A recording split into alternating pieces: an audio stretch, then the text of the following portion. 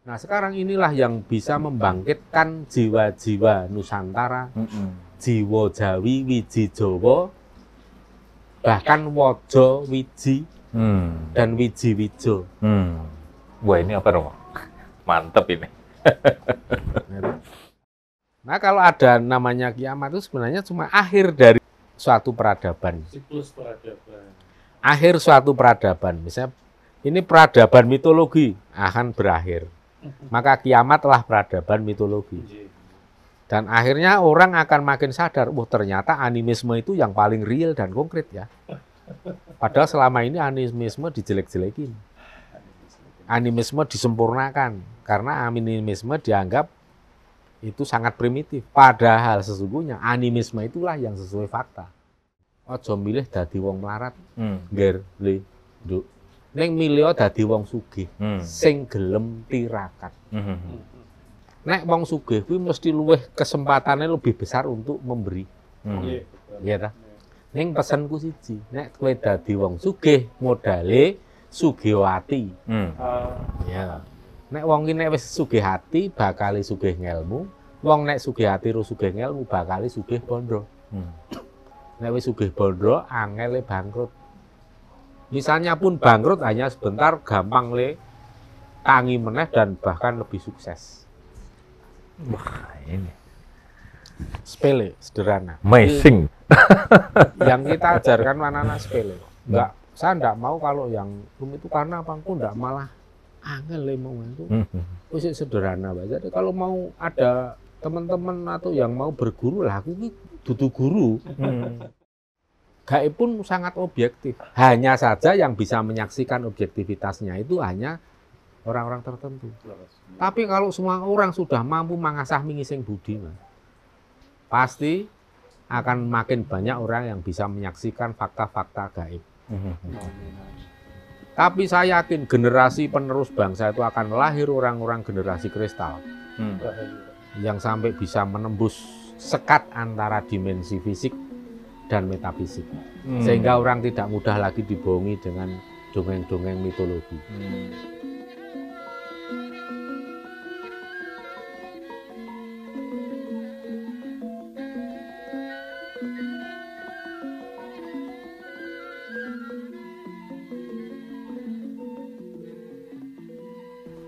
Semua orang itu bakal cerdas banget secara spiritual kalau mau mengaplikasikan sifat-sifat Tuhan dalam diri. Terus banyak dituntun kok.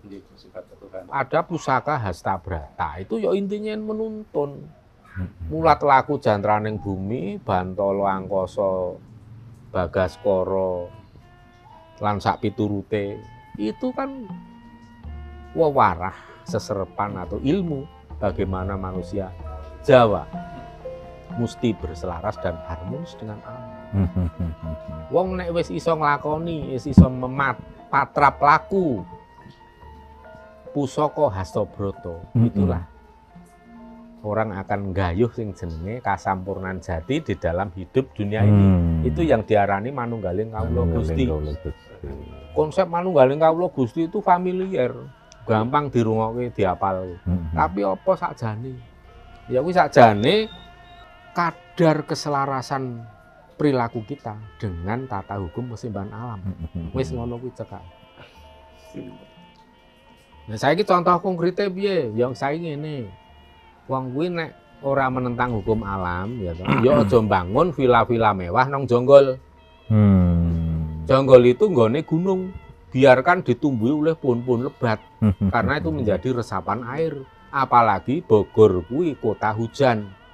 Kalau resapannya kurang, ya toh, kurang 1/4 saja, Jakarta tenggelam. Lah saya sing dadi apa? Manusia menata katanya. Ya. Tapi caranya menata piye? Wong bukit-bukit, gunung-gunung daerah Bogor itu banyak didirikan villa-villa mewah. Perumahan-perumahan. Resapan berkurang, banyak pohon yang habis, pohon-pohon besar pada ditumbangin. Akhirnya setelah hujan deras, airnya meluap, Katulampa debitnya tinggi, Jakarta udah pengumuman siap-siap mendapatkan banjir kiriman. Mula kuwi nek perlu aja rahasiakan alamat rumah masing-masing supaya ora entuk kiriman banjir. Supaya kirimane nyasar itu lho Mas. Nah, kali kuwi Mas. Rumusnya kali menurut hukum tata keseimbangan alam ini dari hulu ini kudune kali itu bagaimana bentuk? Hulu itu dari mata air lah gitu. Kan kudune hulu itu kan sempit, kecil, dalam ya, tapi itu dirusak terus. Kalau hilir itu sifatnya kudune piye? Dangkal, lebar. Tapi sekarang apa? Direklamasi. Sungai dipersempit supaya bisa untuk bangun perumahan. Iya. Terus kaline dijerokke, karepe men debiten, ya ora iso kuwi terlalu tolol manusia modern yang katanya cerdas. Sik ngono kuwi tak kira ora sarjana lho, Mas. Mungkin S2, S3. Ning kok gobloke nemen. Kok nggak bisa memahami hukum alam. Nah, saya pernah tanya ke guru besar Fakultas Hukum, bahkan hukum lingkungan. Saya tanya, dasar hukum itu disusun dengan dasar apa? Ada norma sosial, norma susila, bahkan kadang norma agama, ya kan? Dibuat untuk menyusun undang-undang atau hukum. Saya kejar pertanyaan. Lah terus norma-norma itu tadi sumber hukumnya apa? Sumber normanya apa? Beragam jawaban muncul dari kelas yang sudah titel dokter. Itu munculnya itu karena norma itu dari kebiasaan, dari custom, kemudian tradisi dan gitu. Oke, saya kejar lagi. Lah ada tradisi, ada custom, ada adat istiadat, itu sumbernya apa? Tak uyak terus Mas sampai ngepok, sampai kepentok nang tembok. Pengen ngerti sepiro kecerdasannya. Saya nggak sombong wong apa. Wong saya merasa ilmu saya itu ilmu kudune wis dipahami wong kelas SD kok. Sebenarnya ilmu sederhana. Mengkur saking kebangetane generasi kita. Saya bukan kok ini mau sombong-sombongan enggak. Ini ilmu sing sederhana. Lah kepentok nggak bisa jawab. Baru saya jelaskan. Norma masyarakat yang bersumber dari entah itu tradisi budaya, adat, semua itu bersumber dari norma hukum tata keseimbangan alam. Itulah yang disusun oleh para leluhur kita dulu. Begitu cermat memahami hukum alam, kemudian dibuatlah hukum yang informal, hukum adat, hukum tradisi, dan etika atau norma. Apakah para akademisi tadi saya juga itu mentok karena tanpa mereka baik disadari atau tidak disadari akan menyepelekan alam. Saya tidak mau menilai entah itu menyepelekan atau tidak, tetapi nyatanya itu pemikiran hanya sampai ke sumber hukum yang berupa norma itu tadi, norma sosial. Kalau kita kejar norma sosial, sumbernya apa? Ya cuma berbagai macam nilai-nilai kearifan lokal yang kayak misalnya tradisi budaya. Nah, ketika saya kejar lagi lokal wisdom atau kearifan lokal itu hukum apa? Sumbernya apa? Iya. Ternyata belum menyentuh sampai ke hukum alam. Nah, itu loh. Makanya kenapa saya tadi bilang jangan sok minteri. Sok menata alam. Padahal kalau saya belajar paradigma integrasi terkoneksi kan setelah Tuhan, sebelum manusia kan Tuhan, kosmologi dulu, baru antropologi. Nah iya. Makanya orang kalau sudah paham tentang hukum tata keseimbangan alam itu adalah manusia yang punya kesadaran kosmologis.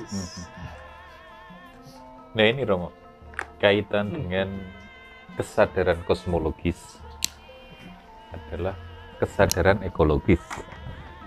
Nah, memaknai tentang hukum tata keseimbangan ini kan sangat luhur sekali dan sebenarnya menjadi basically dasar yang harusnya menjadi kesadaran semua, utamanya para akademisi dan pemangku kebijakan kan dan pemerintah. Nah, tetapi kok gema serta konsep yang begitu adiluhung ini tidak bisa menapa nggih, tertangkap Begini Mas, makna dan ruhnya hukum secara tata utuh. keseimbangan alam itu kan sebenarnya sudah terangkum, sudah banyak yang diambil dalam bentuk local wisdom, kearifan lokal. Sekarang gampang menjawab pertanyaan tadi. Nah sekarang orang yang masih peduli dengan local wisdom siapa? Ini dia. Saya ini kebanyakan orang malah terkagum-kagum dengan local wisdom negara manca. Tapi kalau sakit jiwa Mas, masih ada yang peduli. Gitu. Nah, ya ini Salah satu. salah duanya ini. Nah, sekarang kalau kita memakai local wisdom mancanegara, Ya. mancanegara itu punya karakter dan sifat alam yang berbeda. Berbeda dengan Islam. Kalau kita aplikasikan di sini ya berbeda alamnya. Iya. Akhirnya muncullah manusia-manusia yang teralinasi, tersingkirkan, terasing oleh lingkungan alam. Betul. Sekarang gini, ambil contoh. Masyarakat yang hidup di Timur Tengah, itu kan jelas. Di sana kan tidak ada hutan yang seperti di Indonesia. Bukan negara tropis. Sungai-sungai juga, kalaupun ada karakternya beda. Otomatis makhluk atau hewan-hewan juga berbeda. Termasuk bahkan hantu-hantunya juga masih beda. Ya. Sekarang di sana tidak ada ilmu tentang Pranoto Mongso. Kalau di Jawa kan ilmu Pranoto Mongso itu ada. Karena kita negara tropis. Ya. Terus kemudian ilmu-ilmu yang ada di Timur Tengah diaplikasikan di sini. Ya kan? Iya. Jadinya apa? Bahkan termasuk cara berpakaian saja dipaksakan. Ya itu parah. Akhirnya wong arep nyemplung sawahnya mikir. Nang sawah itu paling praktis pakai yang pakaian-pakaian yang simpel sederhana kok. Itu salah satu contoh. Belum lagi kalau kita kupas lebih lanjut. Di sana itu resources ekonomi itu sangat terbatas. Orang setiap hari waktunya habis untuk apa? Mencari makan. Udah gitu banyak klan dan suku yang memperebutkan sumber ekonomi yang terbatas. Yang terjadi apa? Konflik. Konflik. Makanya ada budaya peperangan itu lebih kenceng di sana. Karena itu tadi kita nggak bisa menyalahkan budayanya tuh. Karena memang alamnya keras. Orang kalau nggak perang, kalau nggak gontok-gontok antar kelompok ya mati kelaparan. Tapi kalau itu diterapkan di Indonesia apa jadinya? Mawut. Lah di kita itu tongkat kayu jadi tanaman. Kolamnya ya kolam susu. Berpangku tangan saja pemakanan sudah datang kok. Ngapain mesti konflik? Rusak. Maka itulah kita harus bijak. Di mana bumi kita pijak, langit ya harus dijunjung tinggi. Ketika kita hidup di Skandinavia, di Eropa Utara, ya kita harus menyesuaikan diri. Jangan fanatik mengaplikasikan ilmu Jawa. Bisa mati kaku di sana. Salju. Iya kan?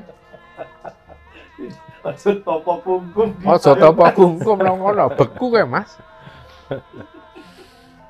Iya lah. Ini intermezzo tapi sangat Iya loh, realistis. ini makanya saya bicara itu apa none sik real, sik gampang dipahami. Iya. Supaya apa? Generasi kita itu bisa mudah menangkap oh ini konsep. Nah, sekarang kalau memang mau memuliakan ajaran leluhur, mau menata supaya Bumi Mataram ini betul-betul bisa memayu hayuning buwono, hayuning Mataram, ya kita cukup kembalilah ke kearifan lokal, ke lokal wisdom. Mari kita gali. Ibaratnya lokal wisdom itu bagaikan hutan rimba belantara yang benar-benar sangat kaya akan jenis tanaman dan ya sudah lakukan dari cara yang paling sederhana. Tebarkan welas asih, jangan pilih kasih, ojo fanatikan. Mulai dari situ dulu. Nek nulung ojo pilih-pilih sing sak agama, sing sak golongan darah. Nulung ya nulung, ojo ndelok apa agamane, apa suku budayane, apa bahasane. Itulah tanggung jawab kita dan harus kita pahami bahwa kita hidup di Mercopodo itu punya tanggung jawab besar untuk melestarikan kelangsungan hidup seluruh makhluk, bukan hanya makhluk sesama bangsa manusia, tetapi juga lintas Iya. bangsa, bangsa kewan dan tumbuhan, bahkan makhluk halus. Hmm. Itu kita kembali baru ke kitae wong Jawa. Itulah yang diarani urip kudu murup. Urip kita itu murup artinya migunani tumrap samu barang kabeh titah sing urip. Aja njur anggere ana ngliwat tempat sing dianggap angker ndongane ngusir-ngusir. Lah itu jenenge ora selaras. Memangnya mereka jahat. Jahat itu kan hanya ada di dongeng. Dugaan kita Itu hanya prasangka. Mereka sama-sama makhluk Tuhan seperti kita. Kalau kita perlakukan dengan baik, kita belas asih, mereka membalas belas kasih sayang kita itu jauh lebih besar. Inilah pola-pola pikir yang harus dirombak. Makanya kalau mau merombak suatu bangsa, mau merombak generasi penerus, dimulailah dari pola pikir. Kata Mas sering mengatakan amazing. Jadi karena saya masih perlu pendalaman ketika ilmu Jawi itu kan sampai kasihnyatan. Ketika dimana secara sains apakah sama, apakah ada perbedaan yang bentuk kasunyatan dalam kelurahan Jawi dengan yang disebut empiris atau empirisisme harus terlihat oleh mata lahir panca indera untuk mendalami. Kita bicara fakta. Fakta itu ada yang sifatnya empiris, ada yang non empiris. Yang empiris disebut apa, Mas? Nomena. Yang empiris fenomena. Fenomena. Kalau yang non empiris nomena. Kalau belajar filsafat pasti tahu. Nomena, fenomena. Itu kan ada semua. Kalau dikatakan sesuatu yang sifatnya gaib itu subjektif, keliru. Gaib pun sangat objektif. Hanya saja yang bisa menyaksikan objektivitasnya itu hanya orang-orang tertentu. Tapi kalau semua orang sudah mampu mengasah mengising budi, pasti akan makin banyak orang yang bisa menyaksikan fakta-fakta gaib. Tapi saya yakin generasi penerus bangsa itu akan lahir orang-orang generasi kristal yang sampai bisa menembus sekat antara dimensi fisik dan metafisik, sehingga orang tidak mudah lagi dibohongi dengan dongeng-dongeng mitologi. Orang akan lebih mudah untuk melihat kasunyatan. Orang akan lebih mudah mengerti sejatine urip dan akan lebih mampu untuk nggayuh urip sing sejati. Kuwi generasi kristal generasi penerus, cuman ada akibatnya. Nanti agama-agama wis ora payu, Mas. Ya piye meneh? Karena sudah semua terbuka. Iya, sudah terbuka. Transparan. Sudah ada namanya seleksi alam. Sing salah seleh. Sing rapas ya ora payu, ngono. Mula terus ono banyak prediksi kan. Ramalan-ramalan zaman dulu sudah menggambarkan nantinya gimana, itu ya karena sudah termasuk ada ramalan yang dari Afghanistan kemudian dijadikan seperti hadis atau apa itu. Nanti umat itu hanya umur sampai 1500 tahun. Ya kan, 15 abad. Karena ada ramalan ragi nanti di akhir zaman itu umat itu kayak buih di atas samudra. Terombang ambing di permukaan. Berisik kayak memenuhi permukaan, tetapi sesungguhnya nggak ada apa-apa, karena akan hilang diterpa angin. Bahkan antar buih itu akan saling meletuskan dirinya masing sendiri. Itu yang terjadi seperti itu. Tapi kalau dimaknai, akhir zaman itu apa saya? Ya bagi wong Jawa sing jeneng akhir zaman itu kan tidak ada konsepnya. Akhir zaman itu bagi siapapun yang menggunakan konsep rumpun semitis, Abrahamik. Agama-agama semitis, Abrahamik semua pakai konsep akhir zaman, Armageddon pun gitu. Tapi untuk agama yang disebut agama bumi ya, yang dikatakan itu agama gawean wong ya, padahal sama saja. Nggak ada konsep seperti itu. Nah kalau ada namanya kiamat itu sebenarnya cuma akhir dari sebuah itu. Akhir sebuah suatu peradaban. Siklus peradaban. Akhir suatu peradaban. Misalnya ini peradaban mitologi akan berakhir. Maka kiamatlah peradaban mitologi. Dan akhirnya orang akan makin sadar, ternyata animisme itu yang paling real dan konkret ya. Padahal selama ini animisme dijelek-jelekin. Animisme disempurnakan karena animisme dianggap itu sangat primitif. Padahal sesungguhnya animisme itulah yang sesuai fakta. Bahwa manusia berhubungan dengan sesuatu yang gaib, ya, hubungan manusia dengan leluhur, itulah dasar ajaran Jawa. Animisme. Dan animisme itu tidak ada negatifnya sama sekali karena memang faktanya demikian. Iya, di dimensi tasawuf hakikat ma'rifat pun. Ya ini bisa dipahami, tapi mesti belajar tasawuf sih supaya bisa wahdatul wujud. Aku iso mencapai zuhud piye? Karena nggak bisa hidup kalau nggak ada rohani yang dihidupkan. Sufmon. Biar ngerti wahdatul wujud piye. Ngene wis do ora doyan untuk beranjak dari cobalah untuk sinau tasawuf. Nah, mungkin begini Romo, kalau saya memaknai, ya semua tuntunan dan ajaran itu hakikatnya itu semua sangat mulia dan baik. Ketika kesadaran itu akhirnya dimiliki dan mendapat pencerahan, sehingga kan akhirnya menuntun pada nilai-nilai budi, ya cinta, ya dharma. Arti esensinya kan ini sama. Sebenarnya kan ke sana. Nah, ketika Romo bisa melepaskan kemelekatan dan akhirnya itu berpikirnya sudah universal. Nah, implementasi ini Gus yang saya kepingin menderaskan tadi dengan konsep ini kan luar biasa. Kita mendapatkan pencerahan ilmu terkait dengan kesadaran kita bisa dapat hukum tata keseimbangan alam. Nah, kesadaran kosmologis dengan 3 hal tadi itu mangasah mimising budi, memasuh malaning bumi, memayu hayuning taun. Nah, gini Romo, terlintas ide saya itu, ini kan sangat begitu luar biasa dan komprehensif, meringkas tadi yang saya ceritakan panjang itu kan, 17 Taman Kamawi Bangga, implementasi realnya kan ini. Nah, ketika ini bisa didaratkan secara tangible, menjadi karya nyata, kuncinya kan tetap wisdom. Kearifan lokal, adat tradisi tidak boleh ditinggalkan. Mungkin nggak Romo memanggil dan bagaimana kita mencoba merangkul sekaligus mengajak para lokal champion yang akan nanti lahir atau yang sudah mulai punya kerentek begitu. Ini semua itu butuh wadah Romo. Dalam rumah besar restorasi spiritual ini loh Mas, kendala yang kita ini ada. Gimana Romo?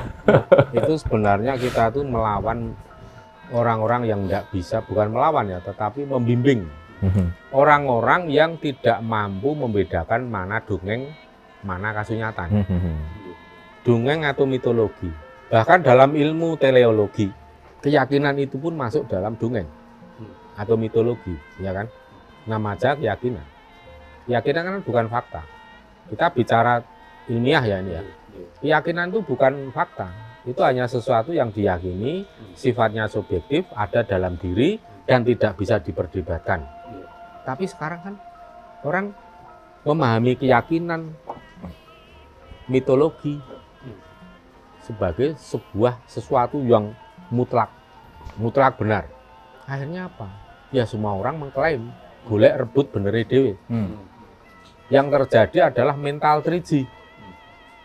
Golek benere dhewe, golek menangi dhewe, golek butuhe dhewe. Itu hasilnya.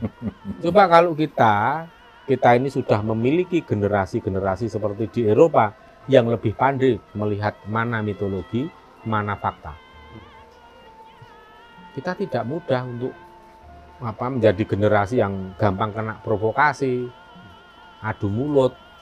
Bahkan kalau di dunia internet itu netizen tuh kalau ngomong ya gila-gila kan, itu kan kelihatan banget bodohnya.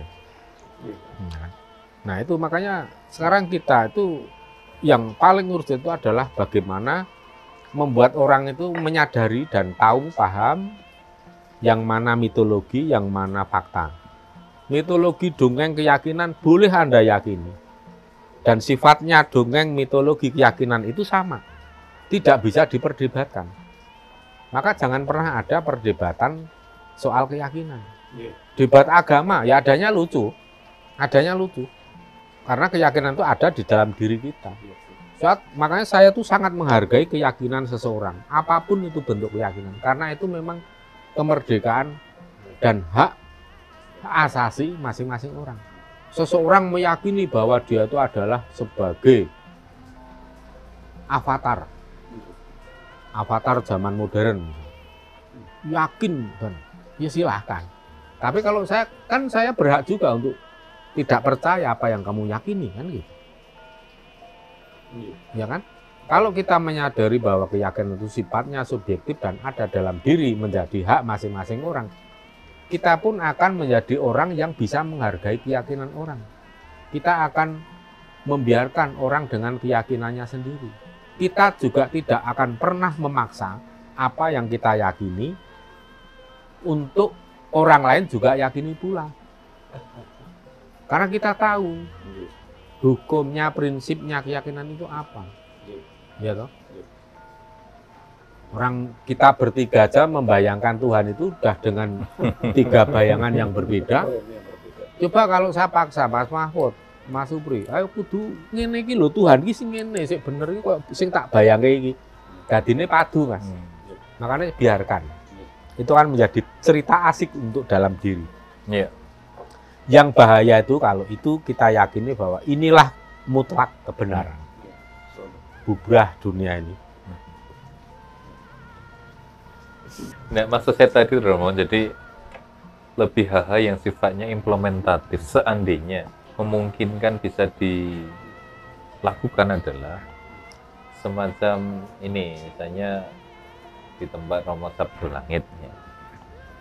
Bisa nggak Romo kita ada semacam ya wedaran atau pawiyatan seperti ini untuk memancing dan memanggil para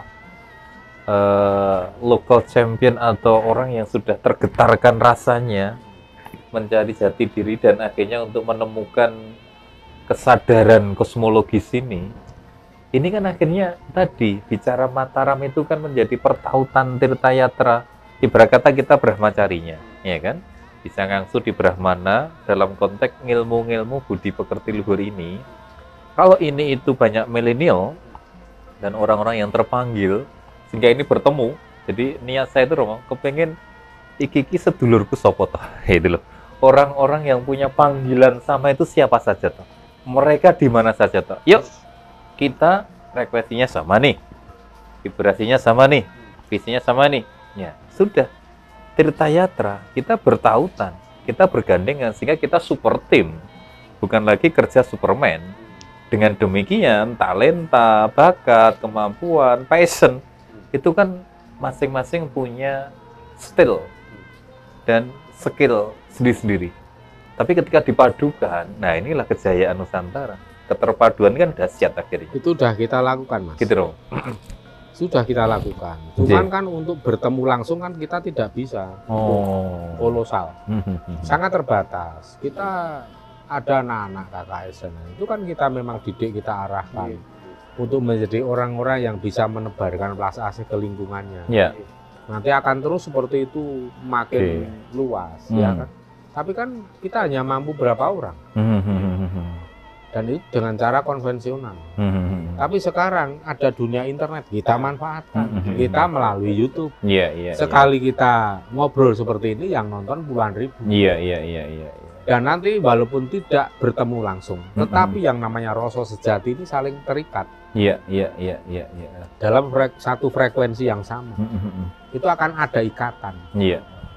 Walaupun secara fisik kita ada jarak yang jauh, ada keterbatasan ruang dan waktu, tetapi yang namanya rasa sejati itu tidak akan bisa dibatasi oleh ruang dan waktu. Nah sekarang inilah yang bisa membangkitkan jiwa-jiwa Nusantara, jiwa Jawi, wiji Jawa, bahkan wojo wiji dan wiji wijo. Wah ini apa Romo?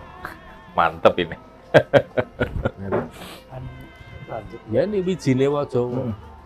Wijining wong Jawa, wijining jiwa-jiwa Jawata mulai tumbuh, merekah, berkembang, dan ini tidak terbatas oleh ruang dan waktu. jarak tidak menjadi masalah, tidak ada kendala biaya yang berarti, hemat energi, hemat waktu. Ini kita memang sudah saatnya kita lakukan melalui dunia internet. Walaupun kita tetap seringkali kita berkumpul, sering kita ajak anak-anak untuk marasoan, untuk ritual, ya kan? Tapi kan terbatas, paling 40-50 orang. Saya selalu batasi nggak lebih dari 70 orang. Karena apa? Kita juga berat ini. Karena saya kalau mengumpulkan orang, saya nggak mau mereka telantar. Pasti saya siapkan, ya dari maemnya, dari minumnya, logistik. Saya nggak mau asal ayo kumpul, terus ditelantarkan mau makan gimana, enggak. Ya saya ukur kekuatan saya untuk nyuguh dan nembe. Dan puji syukur ketika kumpul gitu ya, dilalah sedulur-sedulur yang sudah sefrekuensi dari segala penjuru, walaupun belum pernah ketemu, kadang ikut mensupport. Ya. Ini aku nggak bisa hadir, tetapi aku ingin banget mensupport. Monggo. Malah bisa ditraktir dari orang dari jauh yang nggak datang. Itu udah biasa. Ternyata apa yang saya lakukan dengan dasar welas asih, dan saya tidak takut kalau sampai saya kekurangan sarana untuk memberikan welas asih. Alam semesta yang menyambut. Alam semesta yang mencukupi. Terpanggillah orang-orang yang selaras dengan apa yang saya rasakan untuk memberikan welas asih kepada sedulur-sedulur semua. Saya siapkan dananya, ternyata yang saya siapkan dana dan itu nggak habis karena banyak yang sudah dicukupi sedulur-sedulur. Tapi kan dari awal saya nggak pernah, Mas, istilahnya. Nah, kita ada acara ke sana, patungan ya, iuran, anti saya, Pak. Kalau saya nggak siap untuk membiayai, saya nggak akan mengadakan. Prinsip saya gitu. Maka saya tidak pernah sama sekali kepada anak-anak sendiri, anak-anak kakek, saya tidak pernah memungut iuran. Kecuali itu untuk kepentingan mereka sendiri. Misalnya, ini mau bulan ruah, kita harus membuat yang namanya kolak apem, ketan. Itu untuk kita sajikan pada para leluhur, ya kan? Tapi ini kan harus dengan rezekinya sendiri. Jadi ya saya suruh, ayo iuran 10.000. Lenggawe dadi siji, ya kan yang jauh-jauh nggak sempat. Kalau bikin sendiri malah habisnya 20-30 ribu. Kita di sini udah langsung sekaligus disiapin. Langsung kita ini serahkan ke para abdi dalam di kota gede, Mogiri, Banyu Sumurup, sampai pertapan Bang Lampir, bahkan sampai ke Ageng Giring di mana kita bagi. Nah inilah. Tapi ketika ada kebutuhan yang bukan untuk mereka sendiri, saya enggak mau. Saya ingin, udah saya talangi. Mau ke Jawa Timur melawat, saya sudah ngitung. Saya siapkan mobil yang kosong untuk siapa yang mau masuk. Saya siapkan bensinnya, tolnya, saya semua. Saya pikirkan konsumsinya nanti untuk sekian orang. Ternyata apa? Gayung bersambut. Ada KKS, dulur-dulur KKS di Malang sudah menyiapkan rumah dan vilanya. Bahkan semua borampe untuk ritual. Makanan, semua sudah ready. Tidur juga sudah di vilanya. Terima kasih, matur nuwun Bunda Sinta. Dan ada lagi ada Pak Atang, Surabaya. Ada Mas Siswo Rusiato, Mojokerto, Jombang. Semua sudah, belum lagi ada dulur-dulur, wah itu banyak banget. Ada Mbak Feli, ya, Mas Andri, wah saya sampai nggak bisa menghitung. Begitu berlimpah kemakmuran untuk sedulur-sedulur yang datang. Saya tuh terenyuh.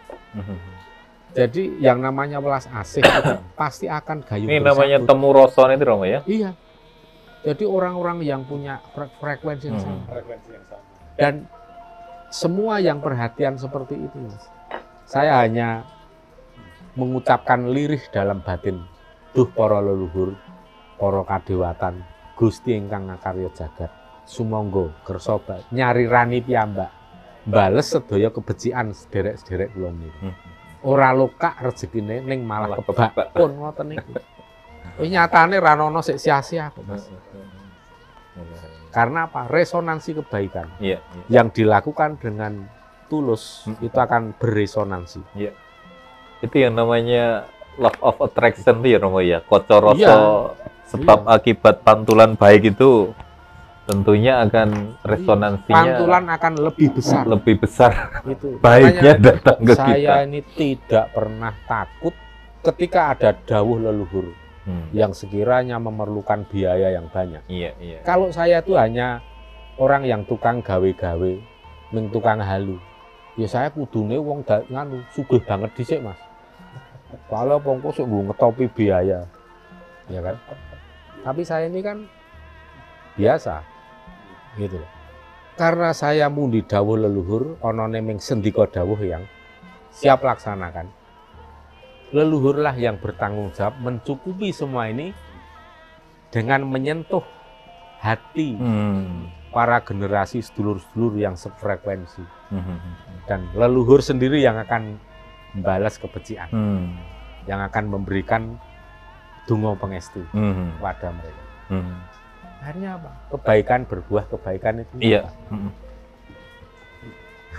Kita tidak pernah miskin gara-gara memberi. Makanya saya sampaikan ke Mas Hendra Ngajiroso, tanggung jawab dan kebutuhan paling besar manusia hidup di bumi ini apa? Yaitu memberi.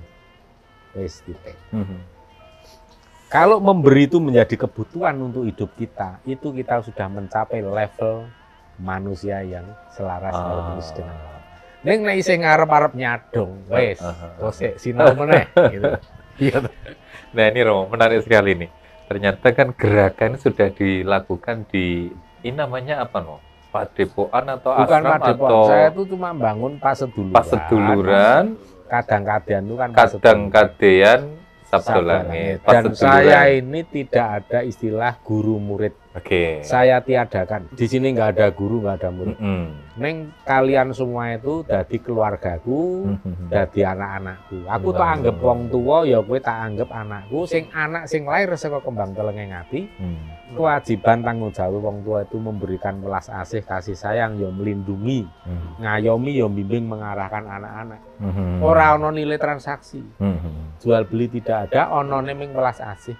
Bahkan saya sudah beberapa kali juga mantoke anakku sing lahir saka kembang telenging ati. Modali mantu itu biasa. Tapi juga saya itu sering kali merepotkan anak. Tanpa pernah kita minta-minta, anak itu sudah rumongso aku tak bekti wong tuwa ya. Saya kan kadang sampai ternyus juga. Iki anak sing metu saka kembang telenging ati lho. Tapi belas asihnya itu lho. Bahkan saya merasa kayak luweh dene wong tuane sing lahir dhewe itu. Karena apa? Ya itu tadi, belas asih kita. Maka saya pesan ke anak-anak itu sederhana. Selagi pada kumpul, saya cuma pesan kudu asah asih asuh. Ora ono senior, ora ono junior. Arep teko keri iso wae kesadaran spiritualnya luwih dhuwur. Kita tidak bisa memandang senioritas itu dari dhisik apa keri le gabung. Maka peganglah prinsip asah asih asuh. Jadi tidak ada, kalau pada kumpul itu tidak ada yang merasa aku lebih pintar dari kamu. Tapi disinilah tempat kita berkumpul untuk saling asah asih asuh, karena masing-masing orang punya pengalaman hidup yang berbeda, dan itu menjadi guru bagi yang lain. Gitu. Bahkan kita bisa berguru kepada yang jauh lebih muda, karena yang lebih muda punya pengalaman yang berbeda. Saat itulah kita harus menjadi murid, yang muda kita jadikan guru. Tapi ada kalanya nanti kita kebalik, kita harus menjadi guru, yang lain menjadi murid. Seperti itu. Itulah modal dasar asih asah asuh. Saling mengasihi nganggo welas asih, saling mengasah menggosok ben lantip ku mau, biar mengasah mingising budi ku mau. Terus kemudian saling mengasuh, melindungi, ngayomi, ngomong. Jangan menganggap luwih pinter-minteri ndak. Itu prinsip tetap ngelmune wong Jawa. Terus yang saya pesankan yang kedua, dadi wong aja milih dadi wong melarat. Ngger le, Nduk. Ning milih dadi wong sugih sing gelem tirakat. Nek wong sugih kuwi mesti luwih kesempatannya lebih besar untuk memberi. Iya ta? Ning pesenku siji, nek kowe dadi wong sugih modale sugih ati. Ya. Nek wong ki nek wis sugih ati bakal sugih ngelmu, wong nek sugih ati ro sugih ngelmu bakal sugih bondo. Nek wis sugih bondo angel bangkrut. Misalnya pun bangkrut hanya sebentar, gampang le tangi meneh dan bahkan lebih sukses. Wah, ini Sepele, sederhana. amazing. Yang kita ajarkan anak-anak sepele. Enggak, saya enggak mau kalau yang rumit itu karena apa? Aku enggak malah angel emang itu. Wis sederhana aja. Jadi kalau mau ada teman-teman atau yang mau berguru lah, aku ini dudu guru. Saya sok bingung, Mas. Aku nek arep berguru wong aku iki dudu guru. Aku ngomong ngene iki jane mung share pengalaman, berbagi pengalaman, bukan menggurui siapa-siapa.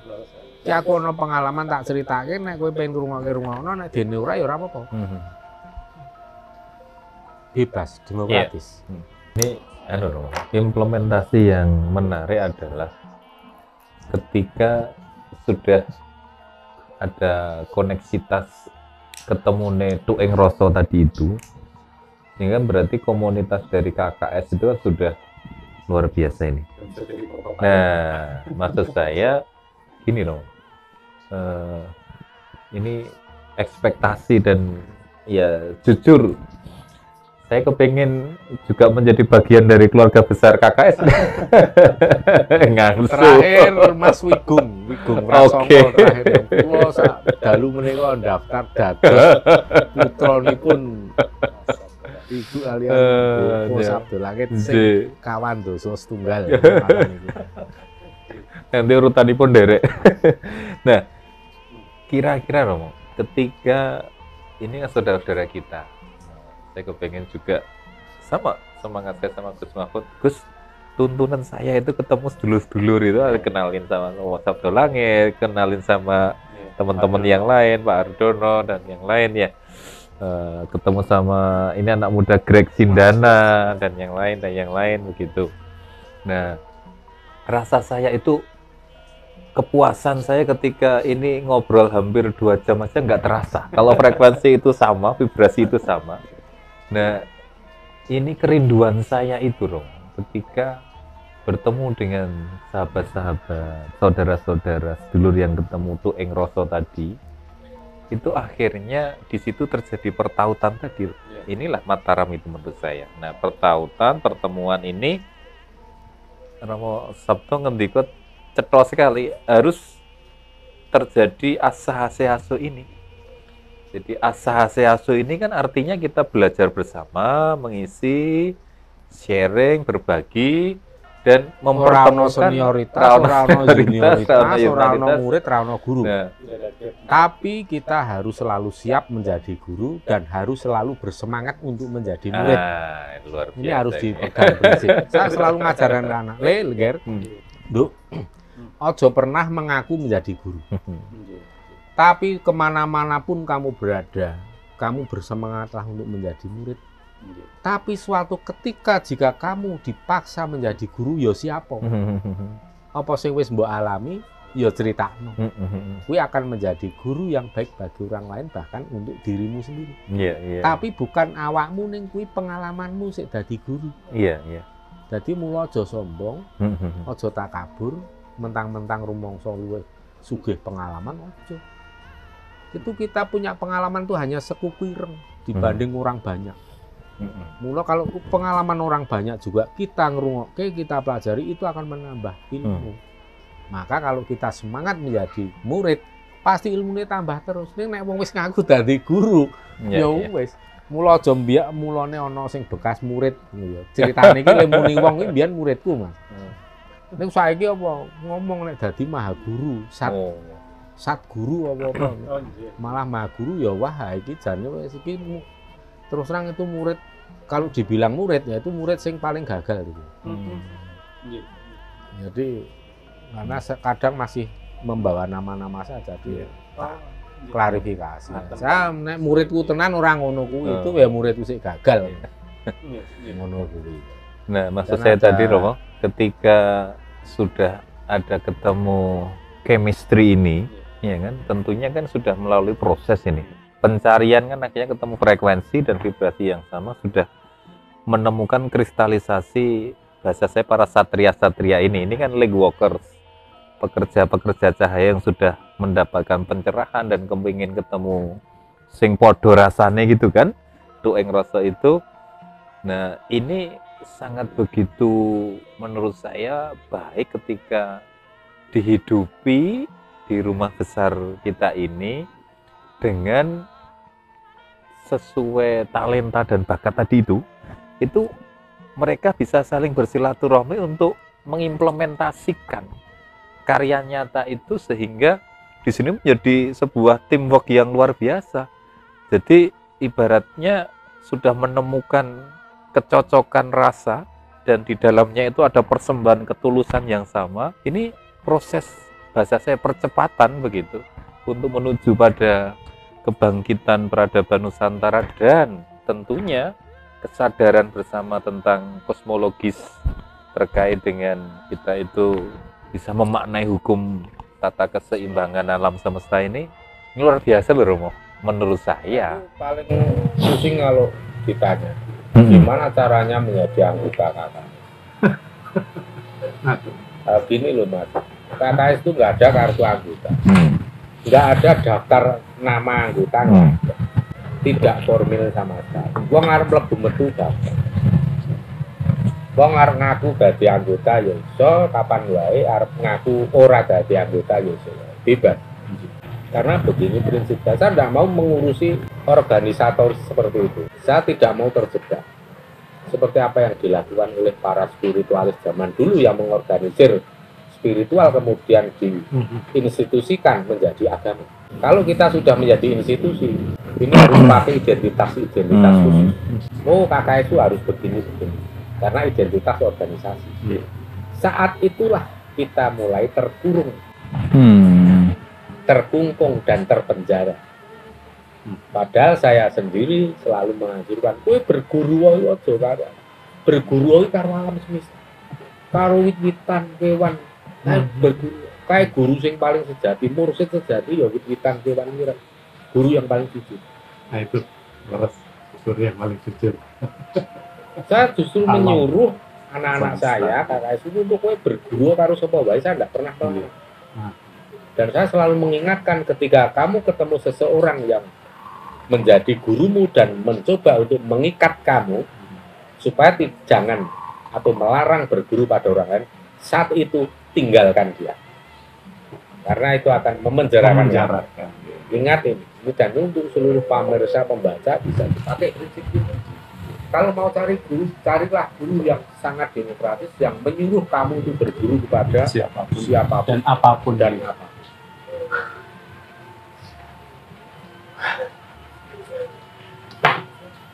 Kok nggak takut kehilangan murid? Loh, saya memang nggak pernah mencari murid. Saya wis duwe anakku kayak 40 kok 50 ki wae wis. Nek pas donde itu ya moyeng. Apakah keniscayaan atau implikasi dari orang kawula Jawi yang Jawa itu tadi dapat anugerah manunggaling kawula Gusti itu adalah dia tidak akan pernah takut kehilangan apa-apa. Ya ora, emang kula dadi satriane wong Jawa nek arep ki apa kae jenenge datan srik lamun ketaman. Datan susah lamun kelangan.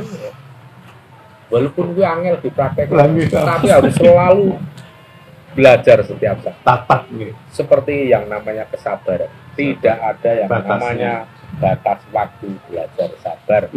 Ora ana wong sing iso diarani wis lulus wis sinau kesabaran, enggak ada.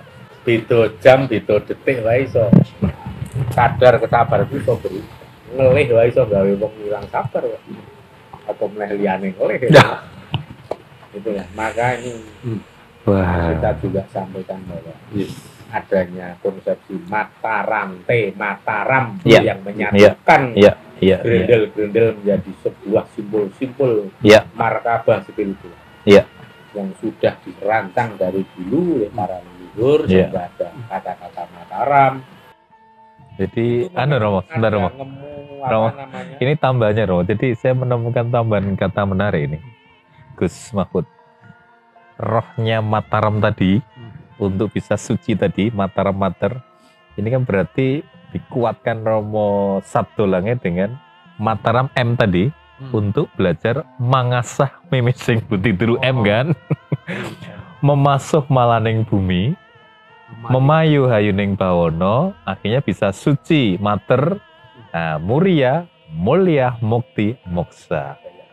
Kira-kira kok jumur Romo ya, gaduk Romo. Kira-kira gimana Romo? Merangkai kata M tadi itu menarik ini. Iya. Jadi gini, pada intinya gini. Iya. Saya pernah merasakan dan pernah mendengar bahwa Jogja, Yogyakarta, Jogja itu merupakan barometer nasional. Artinya politik nasional itu bakal seperti apa, kondisi nasional bakal seperti apa, itu lihat apa yang terjadi di Jogja. Jogja kalau kita luaskan ya adalah bumi Mataram. Maka kalau mau melihat Nusantara ke depan, coba lihat bumi Mataram. Apalagi Mataram ini merupakan Majapahit zaman anyar, yang meneruskan Majapahit, sama kan begitu. Karena raja-rajanya juga pada keturunan dari Majapahit, dan Majapahit lah yang mempunyai tanggung jawab besar untuk mengembalikan aras Nusantara ini untuk menuju gerbang kejayaan. Karena Majapahit sendiri yang membuat sirna ilang kertaning bumi. Majapahit yang melakukan sesuatu yang miss, kemudian bertanggung jawab nanti 500 tahun lebih sedikit untuk mengembalikan. Dan itu akan yang menjadi garda depan mestinya memang karena merupakan generasi penerus Majapahit yang masih hidup dan masih ada saat ini. Maka kalau kita mau melihat barometer seperti apa nantinya, ya kita lihat apa yang terjadi di bumi Mataram. Kalau memang dilihat di sini banyak orang mulai bangkit, mulai banyak orang yang punya pandangan-pandangan yang lebih kosmologis, yang lebih ngerti sejati urip, ya itulah nantinya harus seperti itu. Dan ini merupakan suatu cikal bakal yang terus dikembangkan. Ibaratnya disinilah sang ibu bumi pertiwi yang melahirkan generasi baru yang tercerahkan maupun melahirkan gerbang untuk kejayaan. Bahkan dalam serat Jawa pun ing mangkin bakal ana getih kang edipeni sing lair ing sak tengahe bumi Mataram. Ya kuwi bakale Ratu Adil sing lair ing tengahe bumi Mataram. Wonten nang wis kuwi rasa dibahas langsung kok gane ora ontek 5 jam aku. Ya, aku loh masih ada dua pertanyaan yang belum ini ngajak Mas Supri dapat ilmu ya. Memang sudah wisawan terus ini. Entah sendiri dan ngajak siapa nih. Ini sudah 2 jam loh kita. Dan saya baru mendengar wonten tentang serat Gusti Sang Mapan.